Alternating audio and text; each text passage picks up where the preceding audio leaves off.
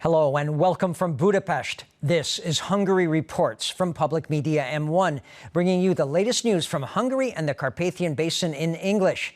I'm Árpád Szőci. Thanks for joining us. The second wave of COVID-19 has hit Hungary. Every day there are reports about people testing positive at schools, universities, and at sports clubs. It's being mostly spread now among young people, and even though many might be asymptomatic, they could still easily infect the elderly. Children are disinfecting their hands at Tóczoskerti Kindergarten in Debrecen. Hygiene is of high priority at this time. They have all the tools necessary for this. In total, 33 kindergartens and 12 nurseries received 1 ton of disinfectants. Thanks to centralized arrangements, sanitizers as well as surface disinfectants have been dispatched to every kindergarten and institution. László Pap said. There is a need for preventative measures in terms of the coronavirus, as the number of cases is increasing in the country.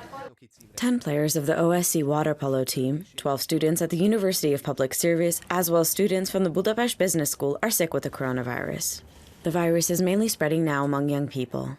According to the dean of Semmelweis University, it can be expected that it'll spread to the elderly population as well. However, Béla Merkeli did point out that the virus can be stopped.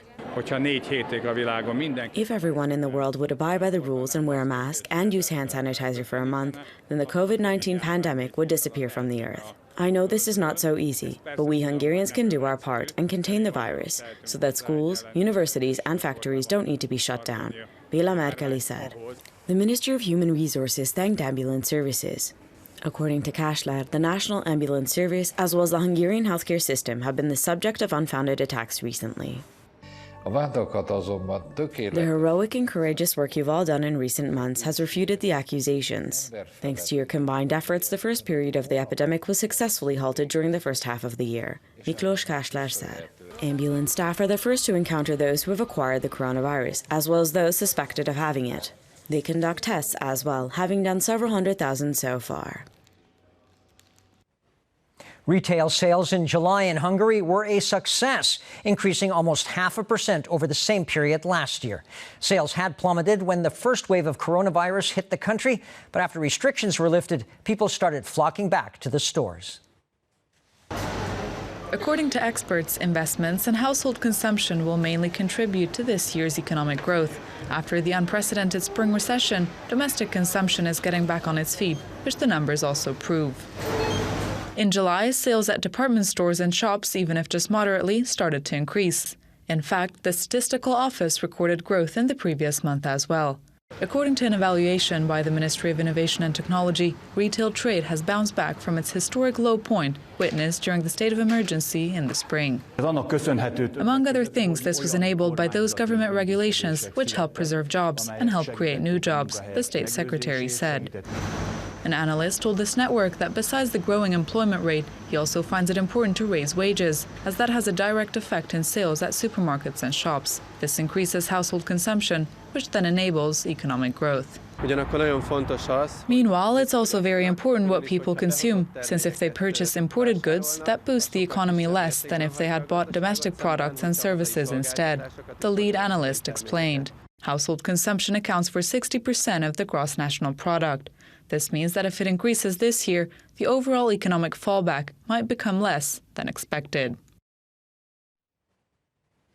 Buying Hungarian could make the difference for thousands of Hungarian families when it comes to earning a living and job protection. That's why the Minister of Agriculture was lobbying for the Buy Hungarian campaign at one of his stops. He would like consumers to consider the high quality that Hungarian goods offer and not just the price. I'm all for Hungarian products. I think that it is important to support domestic trade and farmers. Choosing domestic products is a conscious decision on the part of the customer. Besides strengthening and protecting the economy, this decision amounts to protecting the financial well-being of several thousand families, the Ministry of Agriculture said with reference to the Buy Hungarian campaign at a Hungarian-owned grocery chain store. Customers determine the future of Hungarian farmers, conscious customers that is. When we choose tomatoes or peppers, milk or meat, it matters what we take off the shelf. The products we choose can strengthen the economy, István Nagy said. According to István Nagy, in the spring, the coronavirus pandemic demonstrated how important it is for a country to be self-sufficient. This can always be enhanced. The government spokesperson drew attention to how purchasing Hungarian products also adds to job security.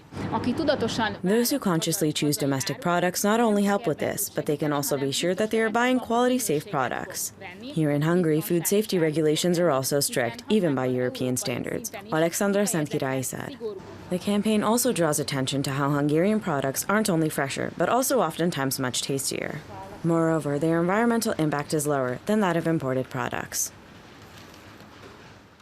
12 physically challenged individuals were able to make the move to more self-sufficiency at a new group home set up by the Hungarian charity service of the Order of Malta in Good in northern Hungary.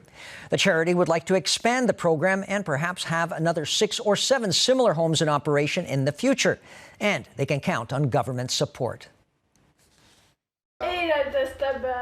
Alexandra Budai happily showed her room around in the new family house of the Hungarian charity service of the Order of Malta in Good. 12 physically challenged people were given accommodation in the house as part of the new initiative. People who are able to basically take care of themselves will be lodged in such family houses instead of at the old, non-refurbished so-called Good Top House, where the charity service provides for about 200 people. Nearly all people taking part in the program pointed out the tranquility of their new home. It is very important for me to be surrounded by people who understand and love me, but unfortunately I can't build a home like this myself. That's why I was very excited and happy about this subsidized housing project, this man said. The charity organization overtook the maintenance of the main building from the state about 2 years ago. Besides renovating the abandoned institution, the idea came up to buy 6-7 detached houses in the area as a pilot project so that some people can live together as a community in them with greater independence. The government pitched in more than 5.5 million euros as support. Today in Hungary, there are 13,000 people who live in an institution, and the goal of what we did, as is the goal of other institutions too, is to ensure that the people who are capable of it can choose this special form of subsidized housing, the state secretary said. The new home was handed over and blessed by the president of the Hungarian charity service of the Order of Malta, Imre Kozma.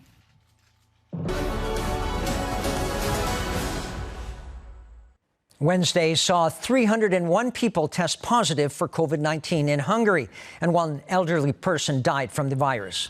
Furthermore, the number of those who are still infected in the country rose to a record-breaking 2,373.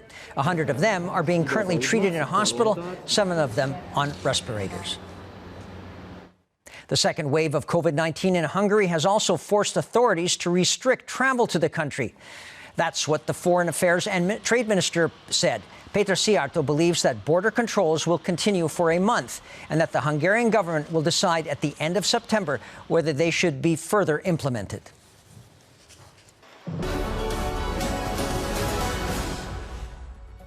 And that's all for now from Hungary Reports, but we're back live again every night at about 11:20 p.m. Central European Time, and you can always catch us in repeats and online as well. Please stay tuned if time permits. We also have programs in German, Russian, and Chinese. Thanks very much for watching, and minden jót!